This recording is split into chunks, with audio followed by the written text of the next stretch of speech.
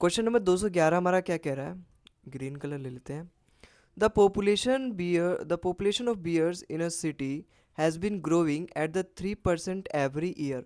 If the present population of bears in the city is 21,218, then what was the population of bears 2 years ago? देखो यहाँ पे भालुओं की संख्या की बात की गई है कि एक शहर में भालुओं की जो संख्या है वो हर साल 3% से बढ़ जा रही है, यही बात की गई है। और एक सवाल पूछा गया यहाँ पे, सवाल में देखो क्या पूछा गया है, अगर उसकी प्रेजेंट पॉपुलेशन 21,218 है तो मुझे बताना है what was the population of bears 2 years ago. 2 साल पहले का पॉपुलेशन मुझे बताना है। भाई मुझे तो नहीं पता 2000 पहले 2 साल पहले कितना पॉपुलेशन था, तो मैं एक्स मान लिया। अब हर साल 3% से उसकी जो पॉपुलेशन है, भालुओं की पॉपुलेशन हर साल 3% से बढ़ रही है। इसका मतलब पहले साल अगर उसकी पॉपुलेशन 100 रही होगी ना, तो अब अगले साल कितनी हो जाएगी, 103 हो जाएगी। तो इसका मल्टीप्लाइंग फैक्टर कितना होगा, 103/100। 103% हो जाएगा। 103% का मतलब, ये परसेंट का मतलब क्या होता है, अपॉन में 100। तो ये रहेगी पहले साल के अंत में। दूसरे साल में अंत में मुझे फाइंड करना है, मुझे 2 साल के बाद का पॉपुलेशन दे रखा है ना 21,218, तो मुझे 2 साल बढ़ाने के बाद ये वैल्यू आएगी 21,218। एक्स तो अपना 200 2 साल पहले का था पॉपुलेशन, मैंने लेट किया एक्स 2 साल पहले। तो पहले साल बढ़ के 103/100 आ जाएगा, जो कि 103% बढ़ जाएगा, और दूसरे साल भी 103% बढ़ जाएगा। तो यहाँ पे 103/100 इसका मल्टीप्लाइंग फैक्टर आ जाएगा, और इस सवाल में इसी की वैल्यू दे रखी है 21,218। अब यहाँ से मुझे फाइंड करनी है अपनी एक्स की वैल्यू, यहाँ से मुझे मिलेगी।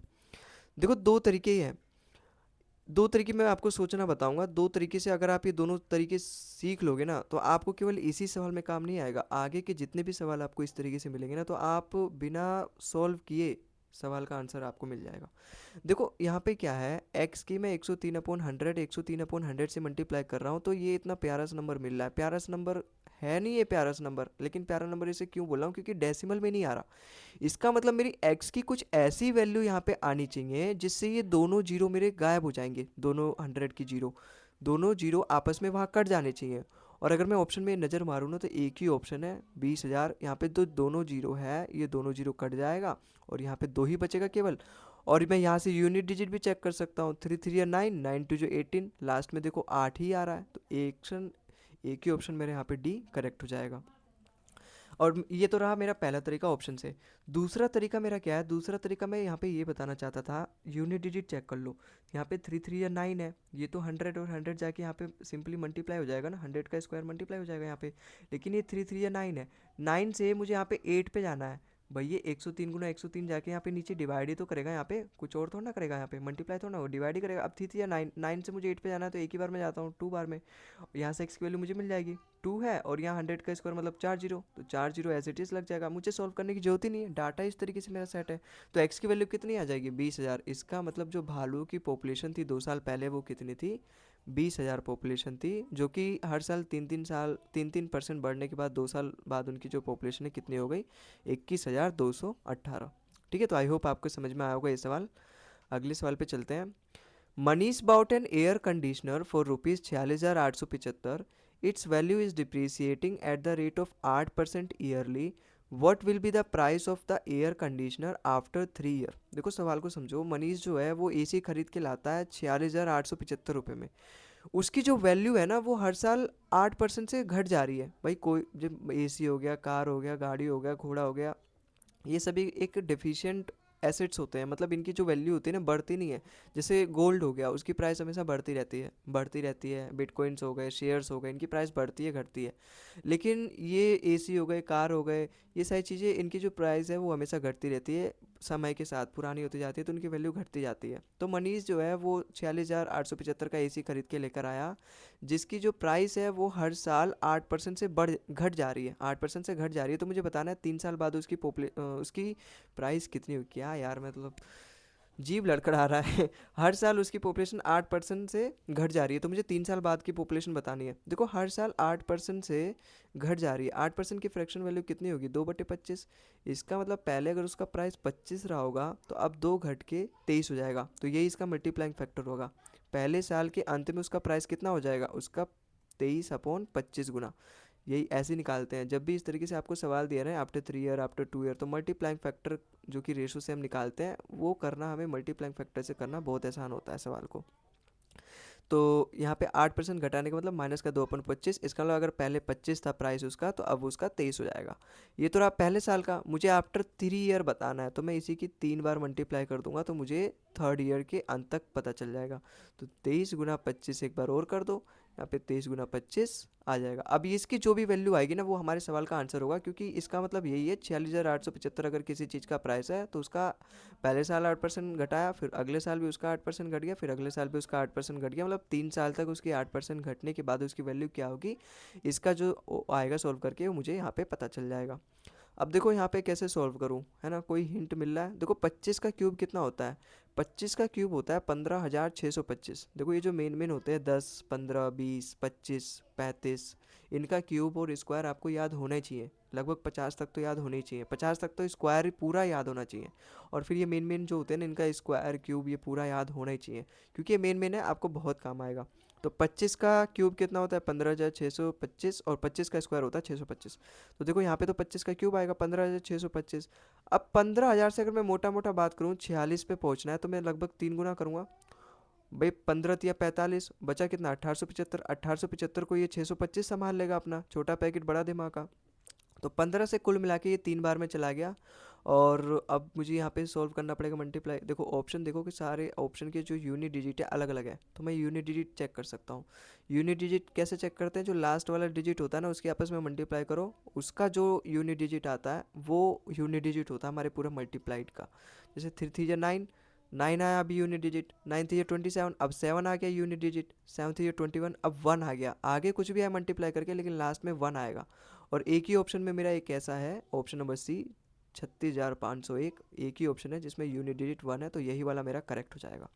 अगर यहाँ पे सपोज मेरी किस्मत ख़राब होती, यहाँ पर भी सपोज 1 दिया रहता, तो मैं 3 का मल्टीपल चेक करता, और अगर 3 का मल्टीपल, अगर ये दोनों 3 का मल्टीपल होता तो फिर मुझे 23 का मल्टीपल चेक करना पड़ता, जिसके लिए मुझे पूरा मल्टीप्लाई करना पड़ता या फिर 23 से डिवाइड करके देखना पड़ता। ठीक है, तो फिर कैलकुलेटिव हो जाता ज़्यादा, लेकिन अभी मेरे लिए कैलकुलेटिव नहीं है, और सवाल ऐसी तरीके से पूछा गया था, डाटा इस तरीके से ही दिया गया था एग्जाम में भी।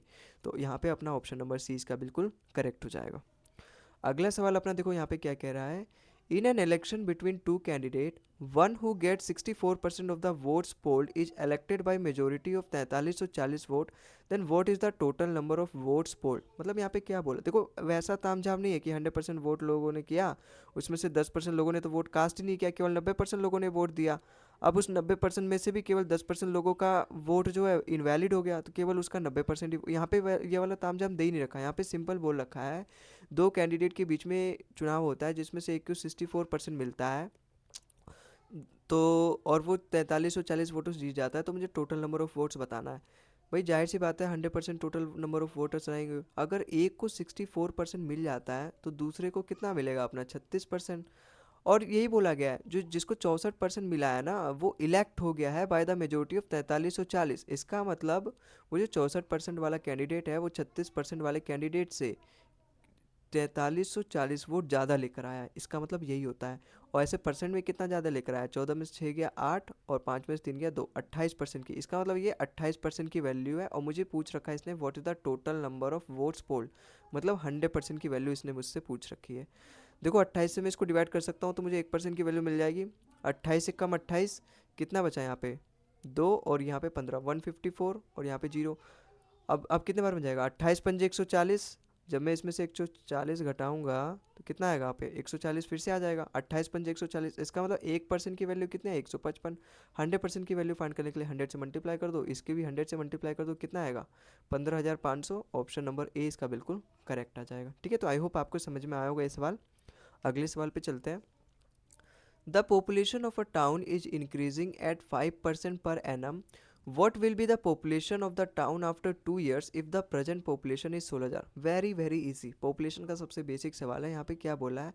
अगर अभी की जो पॉपुलेशन है गांव की वो 16,000 है, ठीक है, हर साल उसकी जो पॉपुलेशन है वो 5% से बढ़ जा रही है। 5% की फ्रैक्शन वैल्यू कितनी होती है अपनी? 1/20।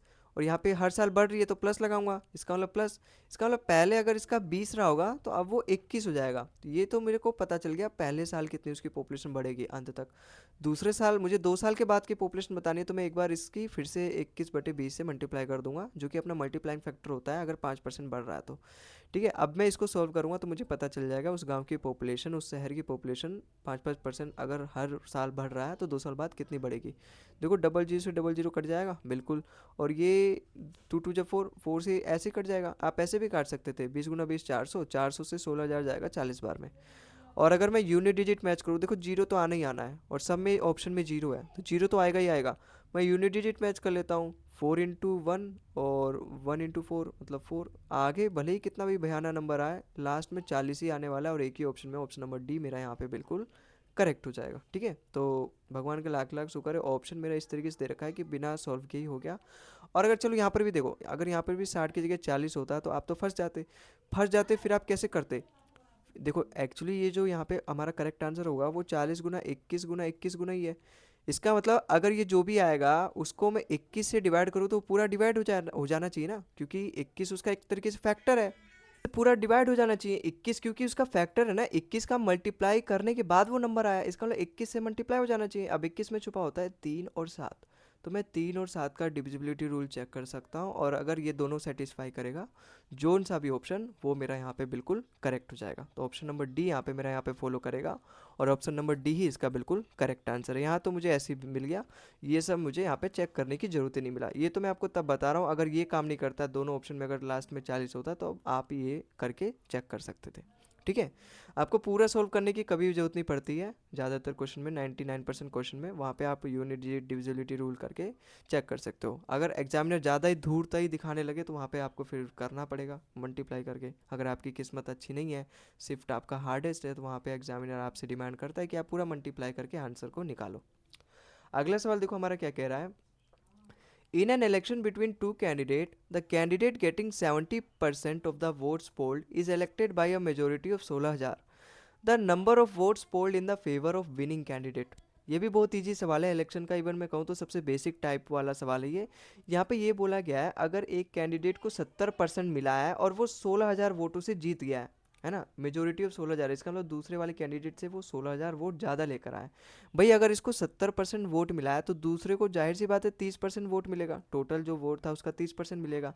ये ऐसे परसेंट में कितना ज़्यादा वोट लेकर आया, 40%, और इसी 40% की वैल्यू दे रखी है यहाँ पे 16,000। और मुझसे इसने क्या पूछ रखा है, the number of votes polled in the favour of winning candidate. Winning candidate को कितना वोट मिला है, विनिंग कैंडिडेट को मिला कितना है 70%, इसी 70% की मुझे यहाँ पे वैल्यू बतानी है। देखो 40 से आप इसको एज इट इज़ डिवाइड कर सकते हो, कितने बार में जाएगा 400 बार में, और मुझे 70, ये तो 1% की वैल्यू आ गई ना 400, और मुझे 70% की वैल्यू फाइंड करने के लिए मैं दोनों तरफ 70 से मल्टीप्लाई कर दूंगा तो मुझे पता चल जाएगा 70%, जो कि पता चल जाएगा विनिंग कैंडिडेट को कितना वोट मिला है। तो यहाँ पे इसकी मल्टीप्लाई करो 7 4 28 और 3 जीरो आ जाएगा 28,000। इसका मतलब ऑप्शन नंबर डी मेरा यहाँ पे बिल्कुल करेक्ट हो जाएगा। तो आई होप आपको समझ में आएगा, ऑप्शन बहुत ईजी है, और यहाँ पे मल्टीप्लाई भी हमें एकदम ईजी करना पड़ा, 7 4 28, 28,000 इसका बिल्कुल करेक्ट आंसर हो जाएगा। ठीक है, तो आई होप आपको समझ में आया होगा।